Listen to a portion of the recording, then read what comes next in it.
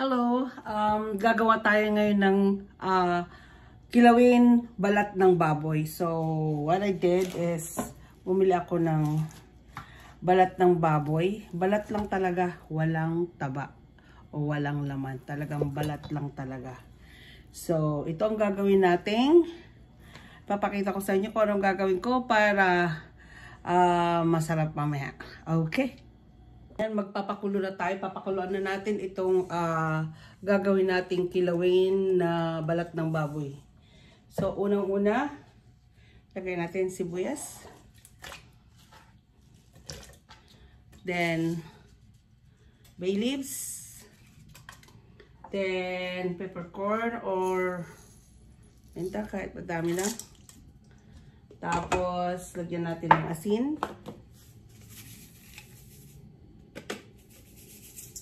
Para may panlasa na. Para pag steam na natin. Pakukulan mo natin para magkalasa na kaagad.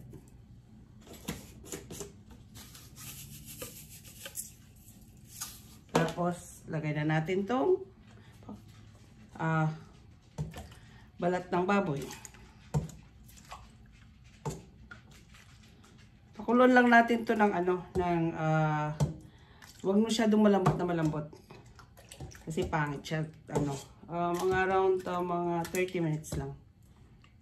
Wala talagang talagang balat lang talaga. Okay, papakita ko sa iyo mamaya.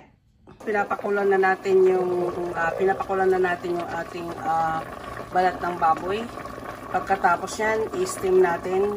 Tingnan natin kung gaano pa siya kasarap. Okay. Na, ito na yung luto na yung balat ng baboy. At malambot-lambot na siya. At hihiwain na natin. Okay, where's the knife? Tapos, hiwain na natin siya. Papakita ko sa inyo paano paghiwa. Okay. I'll show you. Ko to ng tatlo. Tapos, hiwa-hiwain na natin siya. Okay.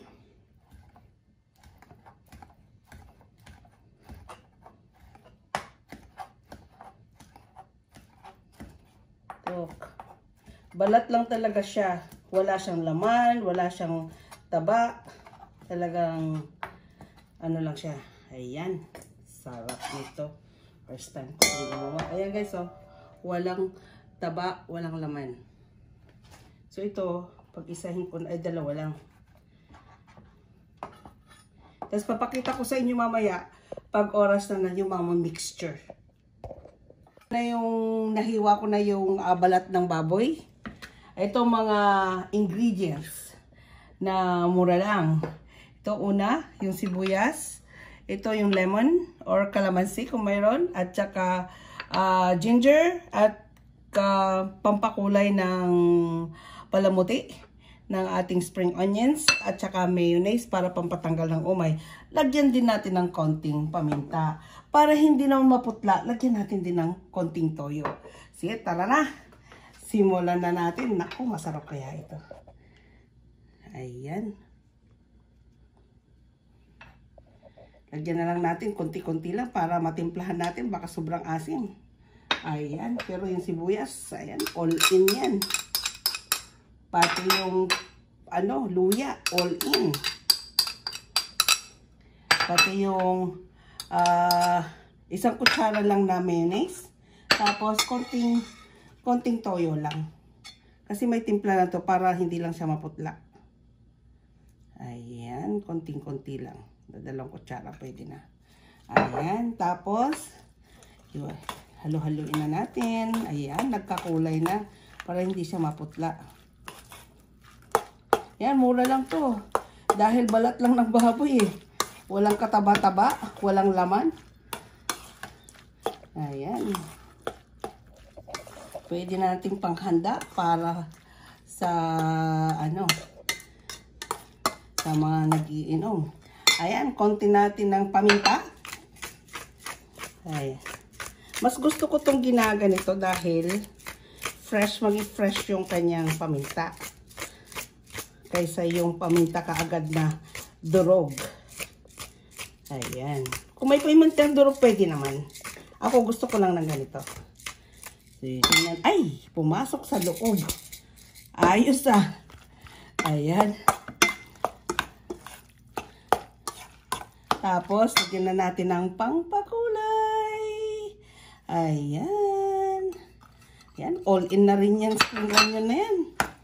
Tingnan natin. Masarap kaya. Tikman nga natin kung masarap. Kinamay ko na.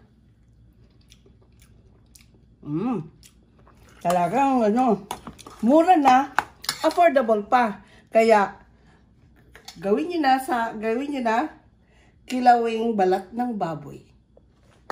Salamat! Ayan, binabad lang natin ng 15 minutes bago nating tikman totally kung masarap talaga. Kung yummy. Tingnan na natin. Woohoo! First time.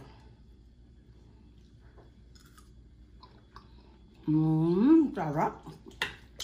Yummy talaga.